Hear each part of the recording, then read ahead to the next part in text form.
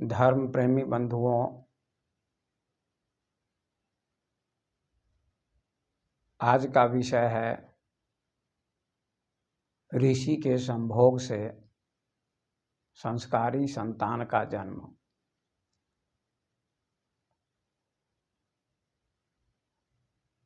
यह भी एक आश्चर्यमय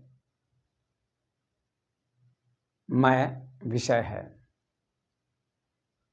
आपको सुनकर बहुत आश्चर्य होगा कि यह कैसा प्रसंग है, कैसा शीर्षक है। लेकिन मैं आपको शास्त्रों के आधार पर ही इसके बारे में बताऊंगा कि ऋषि के संभोग से संस्कारी संतान का जन्म कैसे होता है। बहुत ही जीवंत विषय है, जीवंत बात है। और जीवन जिससे निर्मित होता है, जीवन जिससे बनता है, शरीर जिससे बनता है, उसी की इसमें व्याख्या होगी, चर्चा होगी। और यह प्रसंग जीवन को श्रेष्ठ बनाने में सहयोगी होगा, क्योंकि आत्मा, परमात्मा, भगवान, भक्ति, भजन, कथा, प्रवचन की चर्चाएं तो बहुत होती हैं और होनी भी चाहिए। मैं इसका खंडन नहीं करता हूँ, लेकिन यह जीवन संबंधी जो चर्चा है, इसकी नितांत आवश्यकता है। तो मैंने सुंदर शीर्षक चुना है, क्योंकि मकान को तैयार करने के लिए सबसे पहले नींव की जरूरत होती है। और जब नींव ठोस होती है तो दीवार उस पर टिक पाती है, ठहर पाती है, और फिर छत बनती है और मकान तैयार हो जाता है। इसी प्रकार से जीवन रूपी मकान को तैयार करने के लिए इस विषय को समझना आवश्यक है, क्योंकि यह विषय नींव के समान है। और मकान की बुनियाद या नींव ही ठोस नहीं होगी तो मकान भी ठोस नहीं हो पाएगा। दीवार गिर जाएगी, मकान भी गिर जाएगा, भवन ध्वस्त हो जाएगा। जीवन का भवन भी संभोग रूपी नींव पर खड़ा है, क्योंकि संभोग से ही सृष्टि होती है। तो आइए इसको समझने का प्रयास करें। देश में बहुत सारी कथाएं होती हैं, कथाकार है, विद्वान हैं, लेकिन इस विषय पर बहुत ही कम लोग बोल पाते हैं, क्योंकि यह चौंकाने वाला विषय है। लेकिन चौंकाने वाला क्या, सही विषय है। अगर सही से आप समझे, गहराई से समझे, तो आप बहुत प्रसन्न होंगे और आपका जीवन रूपांतरित होगा, बदलेगा। क्योंकि समस्त ऋषि मुनियों ने इसको आधार बनाया। अब आइए समझते हैं कि ऋषि के संभोग से संस्कारी संतान का जन्म कैसे होता है। आपने बहुत प्रसिद्ध कहानी सुनी होगी कि महर्षि व्यास के पिता का नाम था महर्षि पराशर। और महर्षि पराशर एक बार यात्रा कर रहे थे। यात्रा करते करते नदी के तट पर पहुंचे। उनको नदी पार करनी थी, तो एक मल्लाह वहां बैठा हुआ था। महर्षि पराशर ने कहा, हमको नदी पार कर दो। तो मल्लाह भोजन कर रहा था, उसने कहा मैं तो भोजन कर रहा हूँ, मेरी पुत्री आपको पार कर देगी, नाव चलाएगी, इसे भी नाव चलाने का ज्ञान है। तो उस मल्लाह ने अपनी पुत्री को आदेश दिया, पुत्री तुम ऋषि को नदी पार करा दो। उसका नाम था मत्स्योदरी, जिसको आगे चलकर सत्यवती के नाम से जाना गया, सत्यवती नाम पड़ा। तो वह कन्या पिता के आदेश पर नाव में बैठ गई और ऋषि भी नाव में बैठ गए और वह कन्या नाव चलाने लगी। जब बीच नदी में नाव जाती है तो ऋषि ने, महर्षि पराशर ने उस कन्या का हाथ पकड़ा और कहा मैं तुमसे प्रेम करना चाहता हूँ। वह कन्या चौंक गई और कहा अब ऋषि होकर ऐसी बात करते हैं, ये अच्छी बात नहीं। ऋषि मुनियों को ऐसी बात शोभा नहीं देती, उस कन्या ने कहा। तो महर्षि पराशर ने कहा कि नहीं, यह ईश्वर की इच्छा से ही हो रहा है, मेरी इच्छा से नहीं हो रहा है। जो कुछ भी होता है ईश्वर की इच्छा से होता है। तेरी कृपा के बिना हे प्रभु मंगल मूल, पत्ता तक हिलता नहीं, खिले न एको फूल।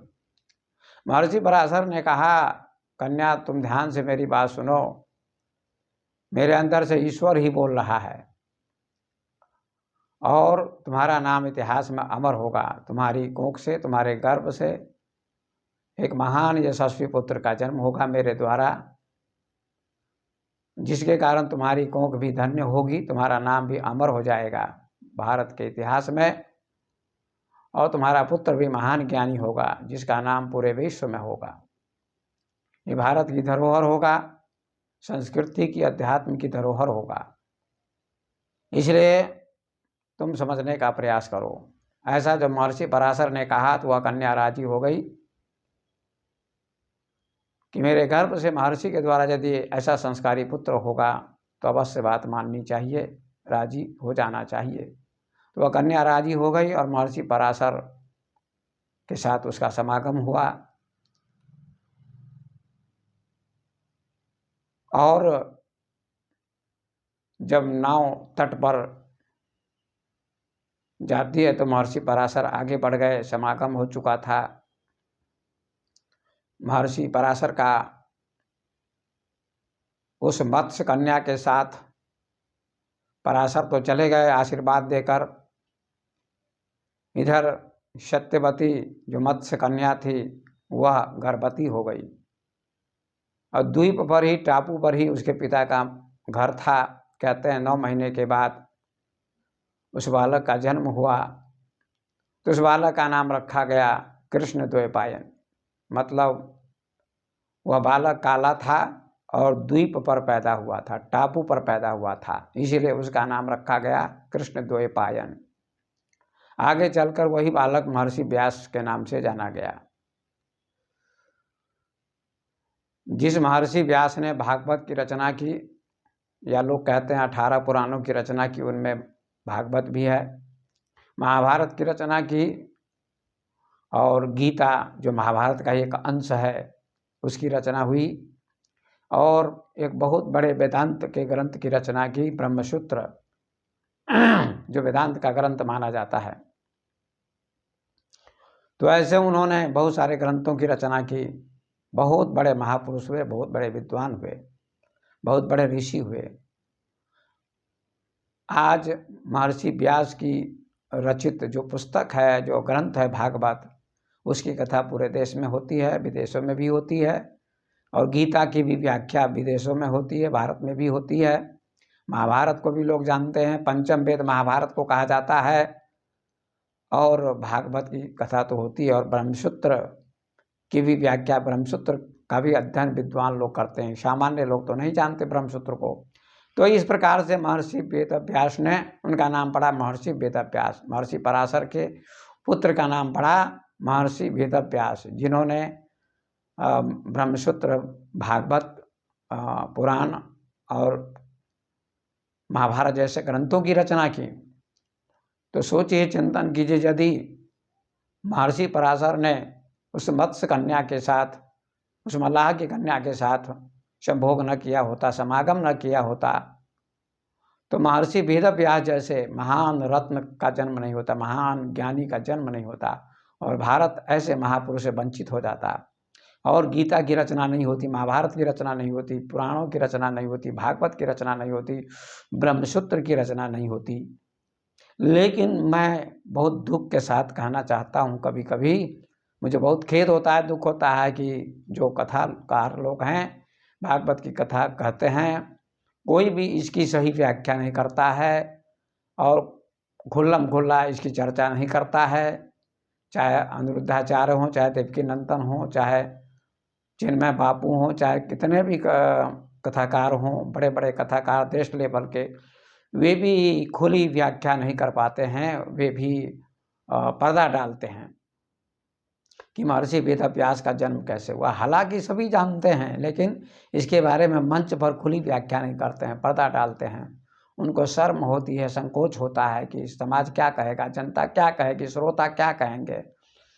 तो इस प्रकार की कमियां होती हैं कथाकारों में, लेकिन मैं खुल्लम खुला व्याख्या करता हूं और चर्चा करता हूं, खुली व्याख्या, क्योंकि मेरा माइंड ओपन माइंड है, स्वतंत्र माइंड है, स्वतंत्र चिंतन करता हूं और किसी विषय पर पर्दा नहीं डालना चाहता। तो आइए, महर्षि वेदव्यास का जन्म इस प्रकार से हुआ। पहले का भारत कैसा रहा होगा, पहले की संस्कृति कैसी रही होगी, पहले की सभ्यता कैसी रही होगी, कितना उन्नत समाज रहा होगा, कितना अच्छा समाज रहा होगा, और इस बात का समर्थन ऋषियों ने किया है। लेकिन आज महात्मा लोग, कथावाचक लोग, विद्वान लोग, संत महात्मा लोग, जहाँ से जीवन की शुरुआत होती है, कमल जहाँ से खिलता है, उसकी चर्चा कोई नहीं करता। कमल से सुगंध होती है, निकलती है, खिलता है तो, लेकिन कमल कहाँ से पैदा होता है, उसकी व्याख्या होनी चाहिए। तो लोग जानते हैं कमल कीचड़ से पैदा होता है, इसलिए उसका नाम एक पंकज है। लेकिन यहाँ कीचड़ क्या, ये तो लोग कह देते हैं कमल की उत्पत्ति, कमल का जन्म कीचड़ से होता है। कीचड़ में बदबू होती है और कमल में कोई बदबू नहीं, उसमें सुगंध होती है, खुशबू होती है।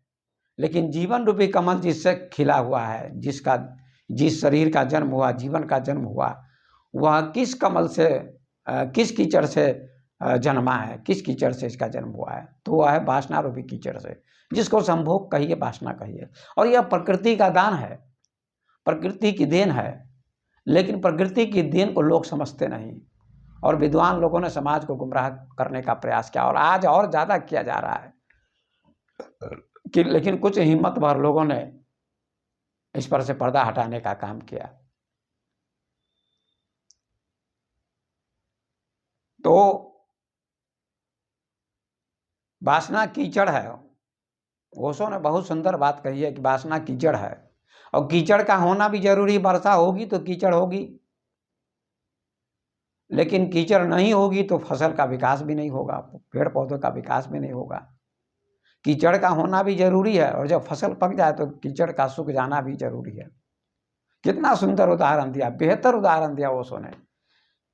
लेकिन बड़े बड़े महात्मा शंकराचार्य वगैरह, रात मैं वीडियो देख रहा था एक शंकराचार्य का, उन्होंने कहा, अरे रजनीश बोलने में बहुत दक्ष थे, कुशल थे, लेकिन रजनीश की पुस्तक झाड़ी में जो बैठे रहते महात्मा लोग, वे भी पढ़ते हैं। उनको बड़ा ऐतराज है कि उनकी पुस्तक लोग तो पढ़ते नहीं।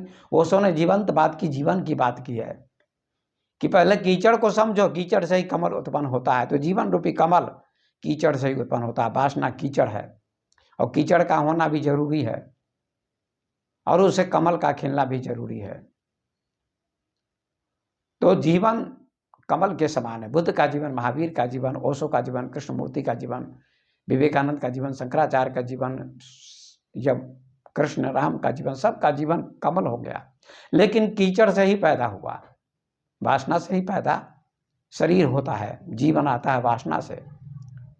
आप सभी जानते थे धरती के अंदर में बीज बोया जाता है, तो धरती के अंदर ही बीज दबा रहता है, तभी उसमें से अंकुर फूटता है।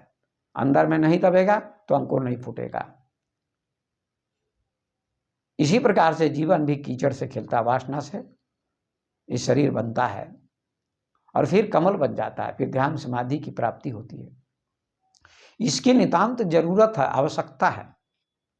मैं डंके की चोट पर कहना चाहता हूं कि ऐसा प्रवचन होना चाहिए, लेकिन भारत के लोगों का दुर्भाग्य है कि बहुत से कथाकार हैं इस पर पर्दा डालते हैं, सही से बोलते नहीं है और लोग उन्हीं को ज़्यादा सुनते हैं।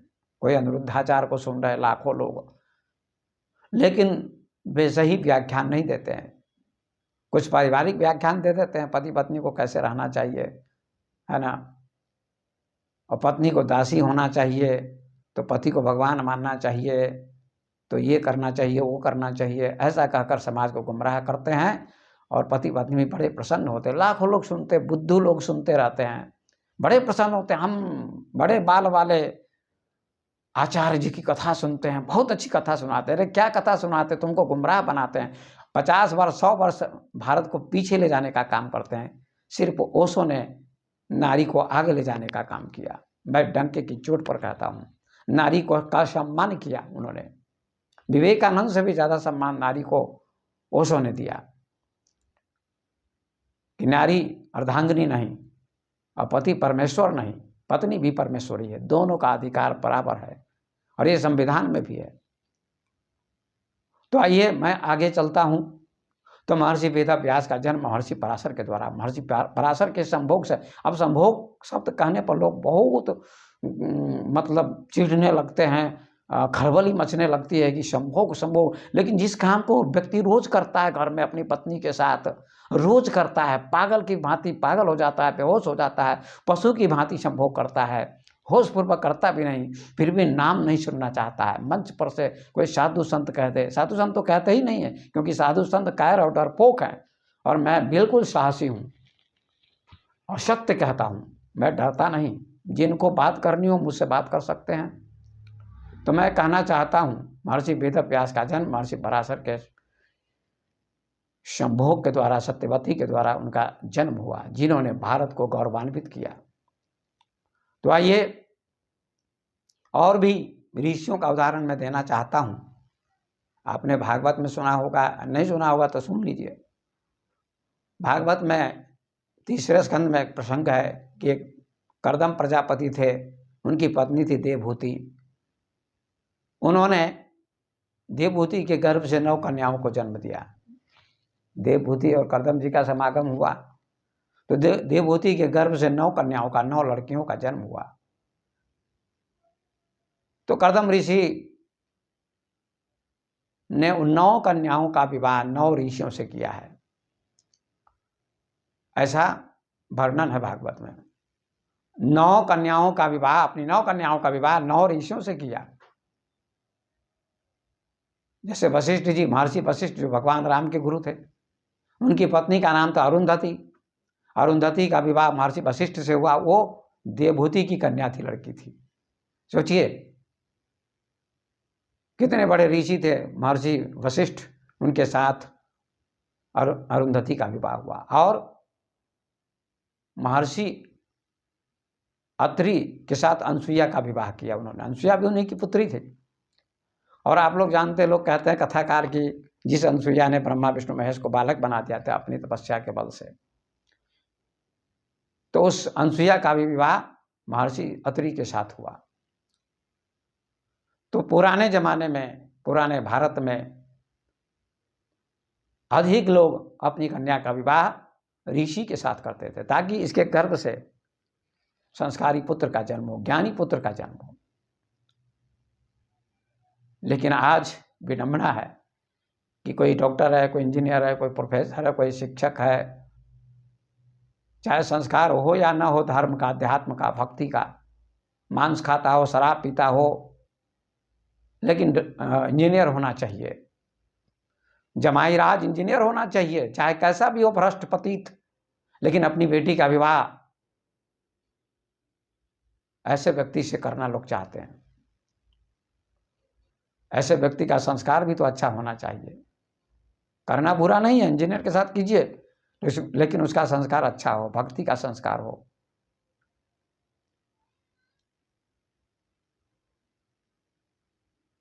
हम लोग को इंजीनियर की कथा नहीं सुनते हैं, कथा में किसकी कथा सुनते हैं? ध्रुव की, प्रहलाद की, मीरा की, शबरी की। मीरा, शबरी, ध्रुव, प्रहलाद, ये सब कोई इंजीनियर नहीं थे, लेकिन इंजीनियर लोग भी, डॉक्टर लोग भी, प्रोफेसर लोग भी उनकी कथा सुनते हैं, बैठकर झूमते हैं, मस्ती में आनंद लेते हैं, सिर हिलाते, वाह वाह, कैसा जीवन था भक्त प्रहलाद का, कैसा जीवन था ध्रुव का, कैसा जीवन था मीरा, शबरी का, मदालसा का, गार्गी का। उन लोगों का जीवन कितना अच्छा था, भक्तिमय जीवन था, उनकी कथा लाखों लोग सुनते हैं, लेकिन वैसा बनना नहीं चाहते, वैसे आपके पुत्र नहीं होते।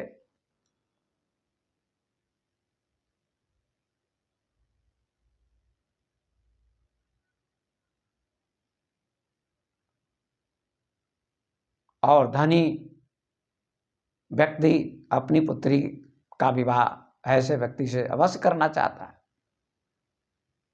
संस्कारी हो, गरीब हो, विद्वान हो, लेकिन जॉब न मिला हो, सर्विस न मिली हो, नौकरी न मिली हो, डॉक्टर इंजीनियर ना हो, प्रोफेसर ना हो, शिक्षक ना हो, तो जल्दी उस लड़के की शादी नहीं होती है। ये गरीब है, क्या खिलाएगा? अरे गरीब है, नमक रोटी खाएगी आपकी लड़की, लेकिन अच्छे लड़के के साथ उसका विवाह होगा तो जीवन आध्यात्मिक जीवन होगा, अच्छा जीवन होगा। अगर इंजीनियर है, शराबी है, शिक्षक है, शराबी है, तो रात दिन शराब पीकर आएगा, आपकी लड़की को पीटेगा, बहुत आनंद आएगा आपको। तो आइए, मैं कहना चाहता हूं कि हमारा भारत कितना उन्नत था, अच्छा था, कि अपनी कन्याओं का विवाह ऋषियों से करता था। इतना उन्नत भारत था, इतने अच्छे लोग थे। आज यद्यपि विज्ञान का विकास हो गया, जरूरत है डॉक्टर इंजीनियर की भी, प्रोफेसर की भी, विधायक की भी, सबकी जरूरत है, वैज्ञानिक की भी, सबकी जरूरत है, लेकिन अध्यात्म का संस्कार, भक्ति का संस्कार होना चाहिए। आपने आइंस्टीन का नाम सुना होगा, आइंस्टीन धर्म को भी मानते थे। जब उनकी मृत्यु होने लगी तो उन्होंने कहा, हे प्रभु, मृत्यु तो मेरी हो रही है, अगला जन्म हो तो मैं वैज्ञानिक नहीं बनना चाहता, क्योंकि मैं ईश्वर को नहीं जान सका, सत्य को नहीं जान सका, ऐसा उन्होंने कहा था। तो वैज्ञानिक भी हो तो धर्म का और विज्ञान का, दोनों का ज्ञान हो तो और अच्छी बात है, गर्व की बात है। तो आइए एक कहानी और सुनाता हूं कि इसके ऊपर जो पर्दा डाला गया है, संभोग के ऊपर, और कोई साधु संत जैसे मैं बोल रहा हूं, मेरे भक्त सुनेंगे, बहुत से लोग मेरे भक्त इतराज करेंगे, उनको बड़ी बेचैनी होगी कि हमारे गुरुदेव ऐसा क्यों बोले। और साधु संत ऐसा नहीं बोलते, मंच पर ऐसा नहीं बोलते, यूट्यूब पर ऐसा नहीं डालते, क्योंकि उनको ऐसी हिम्मत नहीं है, ऐसा अनुभव नहीं है। मुझे ऐसा अनुभव है, मुझे हिम्मत है,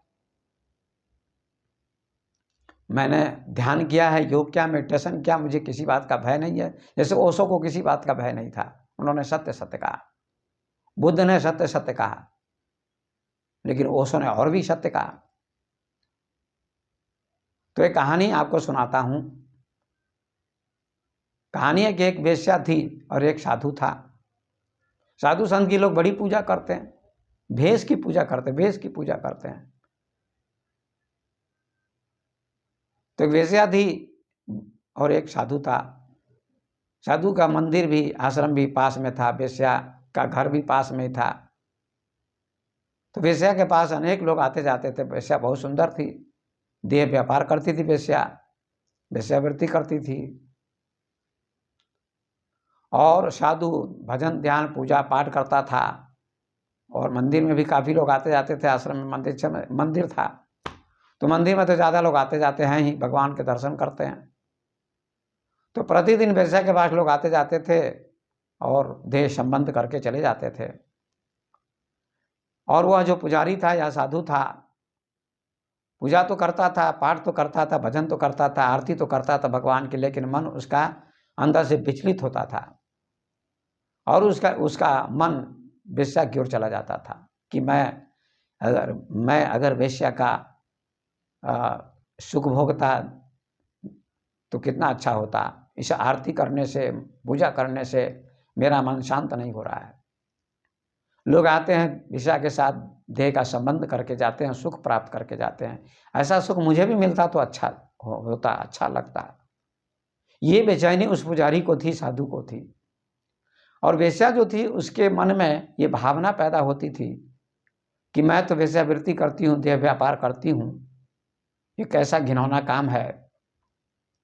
यदि मैं भी पूजा पाठ करती, भक्ति करती, मंदिर में जाती, आरती करती भगवान की, तो मुझे भक्ति करने का सौभाग्य मिलता और भगवान का दर्शन होता, मेरा जीवन सफल हो जाता।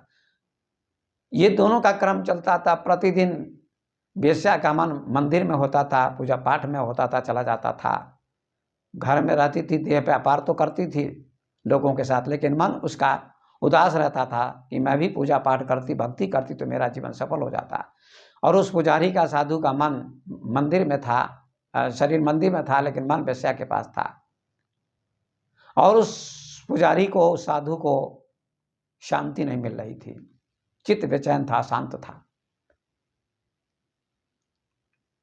और ये तथाकथित साधु संत महात्मा ऊपर से व्याख्यान देते हैं कि स्त्री से दूर रहना चाहिए, स्त्री को देखना नहीं चाहिए, नहीं तो साधुता भ्रष्ट हो जाएगी, नष्ट हो जाएगी। लेकिन ओशो ने बहुत सुंदर बात का उदाहरण दिया कि जितना तुम मना करो उतना ही मन उधर जाएगा। ओशो ने बहुत सुंदर उदाहरण दिया है कि किसी दीवार पर कुछ भी नहीं लिखा है, उस पर लिख दो यहां मत देखो, यहां मत झांको, तो जो भी लोग आएंगे सबकी नजर वहीं जाएगी। जहां से निषेध किया जाता है वहां दृष्टि चली जाती है, नजर चली जाती है। स्त्री का जितना निषेध किया गया है भारत में, उतना ही मन लोगों का, साधु संतों का मन विचलित होता है, लोगों का मन देखने का होता है। ये ऑर्केस्ट्रा क्यों होता है, नाच क्यों होता है, नौटंकी क्यों होती है, उसमें लोग आते हैं, लड़कियां आती हैं, लोग देखने के लिए पागल क्यों हो जाते हैं, लाखों की भीड़, हजारों की भीड़ क्यों लगती है। आपके घर में भी माँ है, बहन, पत्नी है, फिर भी आपको तृप्ति नहीं है, और उस मंच पर जो नर्तकी आई है उसको देखने जाते हैं।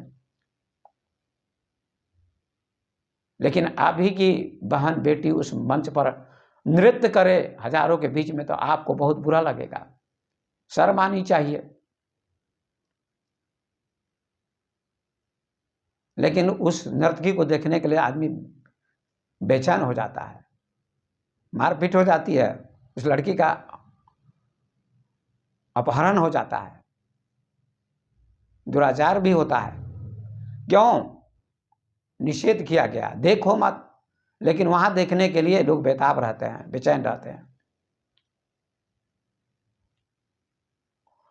तो कहते हैं वेश्या और साधु दोनों की मृत्यु एक ही दिन हुई, क्योंकि साधु का मन बेचैन रहता था उस वेश्या को देखने के लिए,